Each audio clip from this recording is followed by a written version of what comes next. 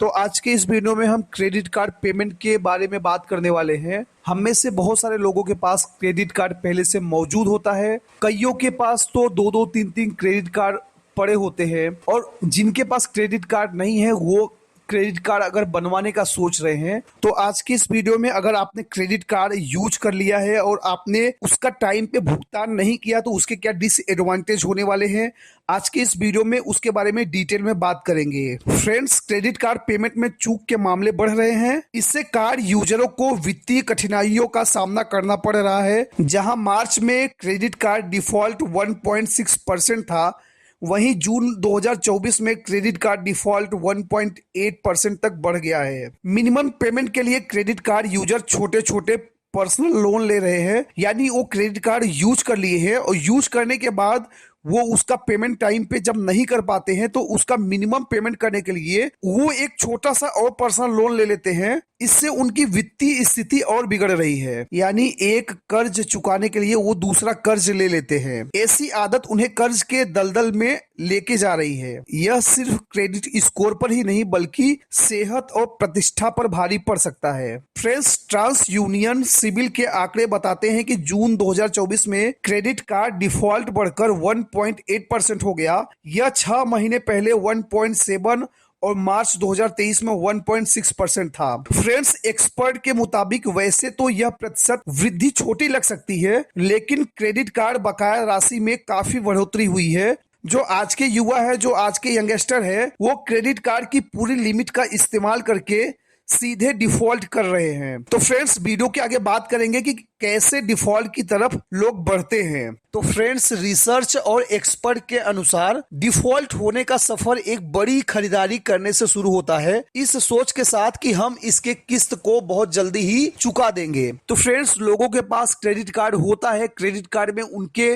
Balance होते हैं, तो वो बिना जरूरत के कोई चीज खरीद लेते हैं या जरूरत का सामान वो इस क्रेडिट कार्ड के पेमेंट से खरीद लेते हैं। तो खरीदते टाइम वो ये सोचते हैं कि हम नेक्स्ट 30 डेज या 45 डेज के बाद जब इसका पेमेंट डेट आएगा तो हम पैसे अरेंज करके इसके अमाउंट को चुका देंगे। बट ड्यू डेट पे वो पैसे को अरेंज नहीं कर पाते, उसके बाद वो मिनिमम पेमेंट कर देते हैं। तो उनके पास अगर मिनिमम पेमेंट नहीं रहा तो वो किसी से ले देकर या उसके लिए अलग से 1000-2000 रुपए का लोन अमाउंट लेके वो अपने मिनिमम ड्यू को चुकाते हैं। तो फ्रेंड्स, हालांकि यह बकाया राशि सालाना 48% की दर से बढ़ जाती है।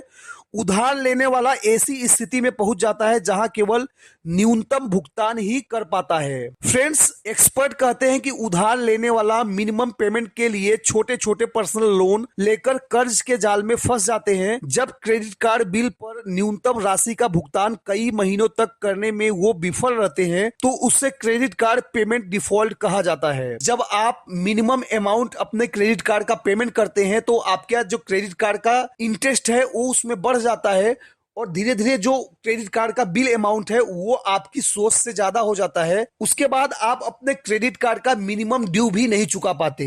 तो अगर आप 30 दिनों तक पेमेंट करने में विफल रहते हैं तो आपका क्रेडिट अकाउंट पहले डिलिक्वेंट यानी अपराधी श्रेणी में आ जाता है। बिना किसी न्यूनतम भुगतान के 6 महीने तक अगर आप क्रेडिट कार्ड का बकाया राशि नहीं जमा करते हैं तो बिना किसी न्यूनतम भुगतान के 6 महीने तक इस श्रेणी में रहने पर आपका जो अकाउंट है वो डिफॉल्ट में चला जाता है। जब आप अपने पेमेंट में देरी करते हैं तो बैंक आपकी स्थिति को समझने के लिए आपसे संपर्क करता है। यदि आप इसके बाद भी भुगतान नहीं करते तो आपका खाता सीज कर दिया जाता है। इसके बाद क्रेडिट ब्यूरो को नॉन पेमेंट रिपोर्ट भेजी जाती है। यह आपके क्रेडिट स्कोर को निगेटिव रूप से प्रभावित करता है, यानी नकारात्मक रूप से प्रभावित करता है। इससे फ्यूचर में लोन लेना या नया क्रेडिट कार्ड पाना मुश्किल हो जाता है। आपका सिविल स्कोर इससे एकदम खराब हो जाता है। तो फ्रेंड्स, वीडियो के आगे बात करेंगे कि अगर आप क्रेडिट कार्ड का पेमेंट नहीं करते हैं तो आपको तो क्या होता है। मैं आपको स्क्रीन पे दिखा रहा हूं लेट पेमेंट फीस और इंटरेस्ट। अगर आप अपने क्रेडिट कार्ड बिल का भुगतान फिक्स डेट को या उससे पहले नहीं करते हैं तो बैंक आपसे देर से भुगतान शुल्क लेगा। तो यानी आपका जो क्रेडिट कार्ड इशू करने वाला बैंक है वो आपसे लेट फीस लेगा। इसके अलावा बैंक आपसे बकाया राशि पर ब्याज भी लेगा। इसके अलावा बैंक आपसे ड्यू अमाउंट पर इंटरेस्ट भी लेगा। तो जो रेट ऑफ इंटरेस्ट है वो 2.5% से 3.5% प्रति महीने तक हो सकती है। समय के साथ यह राशि बड़ी राशि में बदल जाती है। तो फ्रेंड्स, सेकंड पॉइंट हमारा है क्रेडिट स्कोर पर नकारात्मक असर। क्रेडिट स्कोर आपकी साख का निर्धारण करता है। इसका कैलकुलेशन क्रेडिट हिस्ट्री के आधार पर होता है। इसमें क्रेडिट कार्ड पेमेंट भी शामिल है। जब आप अपने क्रेडिट कार्ड भुगतान में चूक करते हैं तो इसका आपके क्रेडिट स्कोर पर निगेटिव असर पड़ सकता है। इससे फ्यूचर में आपको लोन या क्रेडिट कार्ड मिलने का जो चांस है वो मुश्किल हो जाता है। कम क्रेडिट स्कोर के कारण ज्यादा ब्याज दरें और कम क्रेडिट सीमा भी हो सकती। तो फ्रेंड्स, एक बार क्रेडिट स्कोर खराब होने के बाद आप कुछ भी अगर आप परचेज करते हो तो वहां पे आपको रेट ऑफ इंटरेस्ट भी ज्यादा चुकाना पड़ सकता है, क्योंकि आपका सिविल स्कोर पहले खराब हो चुका है। तब वहां पे आप अपने रेट ऑफ इंटरेस्ट में नेगोशिएशन भी नहीं कर सकते। तो फ्रेंड्स, क्रेडिट कार्ड का भुगतान नहीं करने पे आपके ऊपर कानूनी कार्रवाई भी हो सकती है। अगर आप अपने क्रेडिट कार्ड का बिल का भुगतान लंबी अवधि तक करने में विफल रहते हैं तो बैंक आपके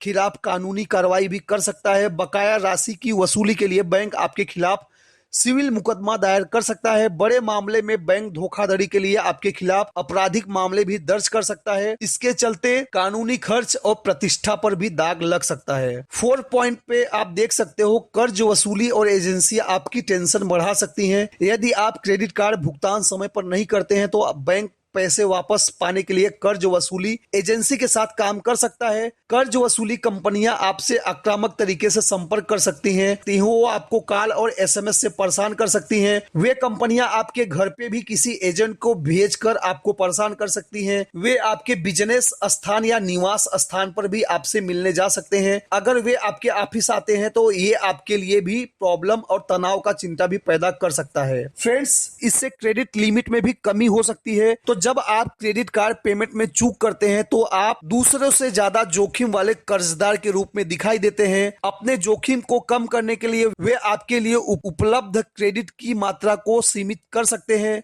यानी जो आपका क्रेडिट कार्ड का लिमिट है उसको वो घटा सकते हैं। इससे आपके अन्य क्रेडिट कार्ड की लिमिट में कमी आ सकती है। नतीजन आपकी क्रेडिट उपयोगिता दर बढ़ सकती है, जो आपको क्रेडिट स्कोर को नकारात्मक रूप से प्रभावित कर सकती है। आगे आपको इससे कठिनाई मिल सकती है। तो फ्रेंड्स, आखिरी में मैं यही कहना चाहता हूं कि आप क्रेडिट कार्ड का इस्तेमाल समझदारी पूर्वक करें। तो फ्रेंड्स, आप क्रेडिट कार्ड का इस्तेमाल तभी कीजिए या आप क्रेडिट कार्ड तभी बनवाइए जब आप अपने पैसे को लौटाने में जरा सा भी लापरवाही न करते हो।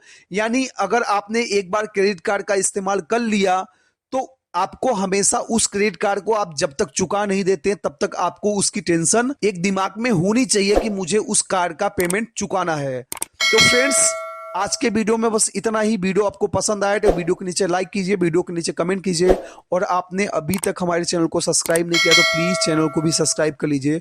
फ्रेंड्स, मिलते हैं अगले वीडियो में, तब तक के लिए धन्यवाद।